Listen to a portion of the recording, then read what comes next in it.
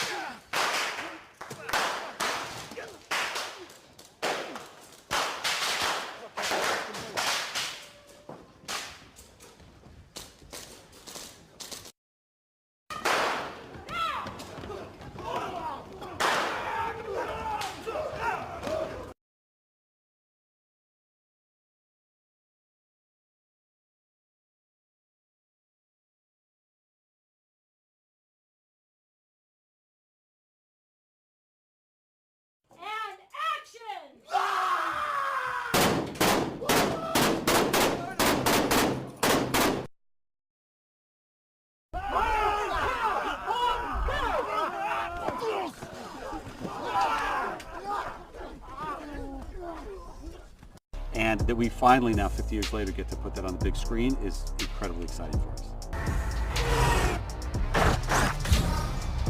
We are home. What we tried to do is really hang on to the themes and hang on to the ideas that made T'Challa in the comics. You know, there's a few things with any superhero you kind of gotta. You know, we would talk to the studio about it too. Like, man, what does he need to have? You know, to be the Black Panther? What makes the Black Panther the Black Panther? And obviously, you got the political responsibility. You know, you got the suit. You got the claws. You know, you got the strength. You got the fact that he's African. Like that's the thing that makes him unique. So when you start talking about performance and things that are important to him, the things that you want to highlight, things that you want to make sure are coming across clear to the audience. You know, that was kind of like our grounding thing. You get to decide what kind of king you are going to be. What doesn't Chadwick bring to the character? I mean, he's regal and he's grounded and he brings a gravitas to it, and he's extremely handsome, easy on the eyes. He also has incredible martial arts training as well that he brought to the role. I waited my entire life for this.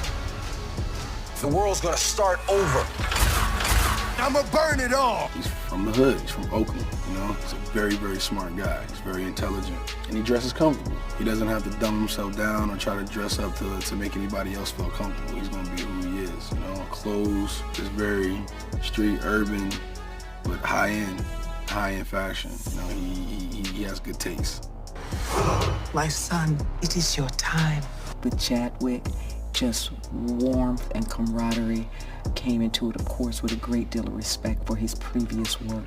So when I looked at him with proud eyes, you know, they were as mother and also as comrade and colleague and Angela. Hey.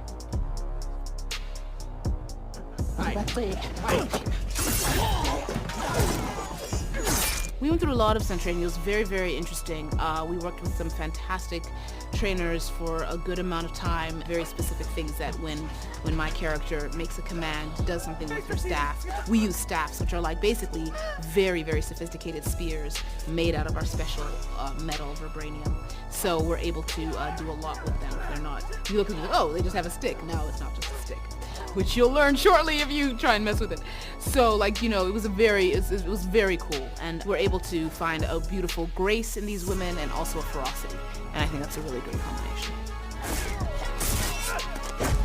The aesthetics on this film and the visuals on this film have been incredible, and a real pleasure to watch, actually, and a pleasure to wear the stuff. You know, Everett Ross doesn't wear the most outlandish gear in the film. There are people who, you know, pushing the boat out a little bit more than he is, but just to look at what people are wearing, look at the hair, look at the makeup, look at the sort of the scarification, the sort of the ornaments on people's faces and in ears, and you know, it's pretty amazing. It's hard for a good man to be a king.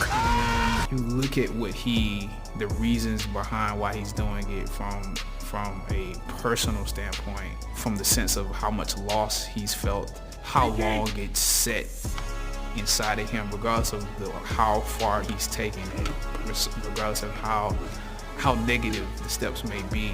It comes from the origin of those things come from a justified point.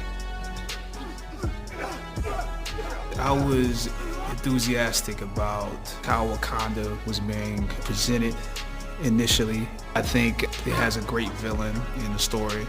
I think there's an emotional connection to his story, which makes the story complex. And I felt like, there was a lot of ground that we didn't cover in Civil War, that we had a lot of room in this one, and they took a lot of room. And so I was enthusiastic about everything that we were about to do. Wakanda forever!